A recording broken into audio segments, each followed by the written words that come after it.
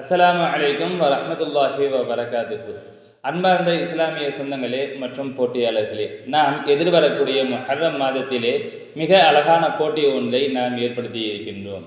கர்பலாவின் மறக்குமா நெஞ்சம். ஏன் இந்த போட்டியை நடத்த வேண்டும் என்பதாக பார்த்தால், தமிழிலே ஓர் அழகான பழமொழி ஒன்றை நாம் கேள்விப்பட்டிருப்போம். வரலாறு படிக்காதவன் வரலாற்றை படைக்க முடியாது என்பதாக. நாம் யாராக ஆக விரும்புகின்றோமோ நாம் அவர்களின் வரலாறுகளை அதிகமாக தெரிந்து கொள்ள வேண்டும். காரணம் என்ன? நாம் மிகப்பெரிய செல்வந்தராக ஆக வேண்டும் என்பதாக நினைத்தால், இதற்கு முன்னால் செல்வம் ஈட்டிய நபர்கள் எல்லாம் எப்படி வாழ்ந்திருக்கிறார்கள் என்பதை நாம் அறிந்து கொள்ள வேண்டும்.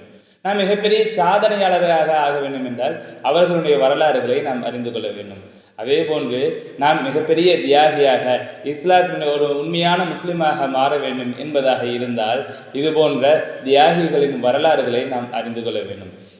இதன் மூலமாகத்தான் நாம் உண்மையான இஸ்லாமிய வாழ்வை நமது வாழ்விலே கொண்டு வர முடியும்.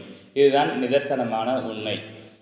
இந்த போட்டியின் நாளை பற்றியும் போட்டியின் குறிப்புகளை பற்றியும் நாம் ஏற்கனவே பல முறை சொல்லி இருக்கின்றோம். போட்டியின் நாள் 27/6/2025 மாலை 7:15 மணி அளவில் நடைபெறுகின்றது. இது நாம் உண்மையான முஸ்லிமாக மாற வேண்டும் என்றால், உண்மையான முஸ்லிம்கள் யாரோ, நமக்கு யார் யாரெல்லாம் வழிகாட்டியாக இருந்தார்களோ அவர்களின் வரலாறுகளை நாம் அறிந்து கொள்ள வேண்டும் என்பதற்காக இந்த போட்டியை நடத்துகின்றோம். இதிலே நமக்கு மறுமை சார்ந்த இந்த உலகத்திலேயும் வெற்றி இருக்கிறது. எவ்வளவோ கஷ்டமான நேரங்களிலும் கூட, இன்னல் தரக்கூடிய நேரங்களிலும் கூட இன்று இஸ்லாமிய சமூகம் எவ்வளவு இன்னல்களை சம்பாதித்துக் கொண்டிருக்கிறது என்பது எல்லாம் நாம் தெரிந்ததுதான்.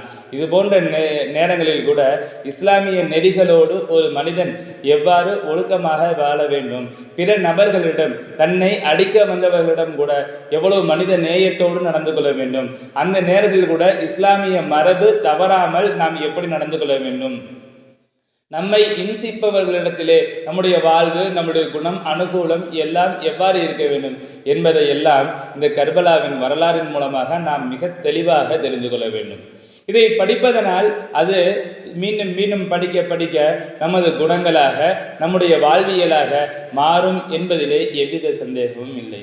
மேலும் பெருமானார் ஸல்லல்லாஹு அலைஹி வஸல்லம் அவர்கள் சொல்லி காட்டுவார்கள் அல்லவா, திக்ருல் அன்பியாயி இபாதத்துன் வ திக்ருல் அவுலியாயி கஃபாரத்துன். நபிமார்களை நினைப்பது என்பது இபாதத்தாக மாறிவிடுகின்றது. அன்று ஹஸரத் சையதுனா இப்ராஹிம் அலைஹிஸ்ஸலாம் அவர்கள் செய்த தியாகத்தை போன்று செய்து காட்டுவது, அவர்களை நினைத்து பார்ப்பது என்பது நம்முடைய ஹஜ்ஜுடைய கடமையாக, இபாதத்தாக மாறி இருப்பது போல திக்ருல் அவுலியாயி கஃபாரத்துன், வலிமார்களை, சாலிஹீன்களை, அவர்களின் வரலாறுகளை நாம் நினைத்து பார்ப்பது என்பது நாம் நம்முடைய வாழ்வில் செய்த எல்லாவித பாவங்களுக்கும் பிராயச்சித்தமாக இருக்கும் என்பது பெருமானார் ஸல்லல்லாஹு அலைஹி வஸல்லம் அவர்களுடைய வாக்கு. ஆகையினால் இந்த கர்பலாவின் புத்தகத்தை மிக முழுமையாக நாம் படிக்கக்கூடிய சமயத்தில் அது நம்முடைய பாவங்களை எல்லாம் நீக்கக்கூடிய கஃபாராவாக இருக்கின்றது.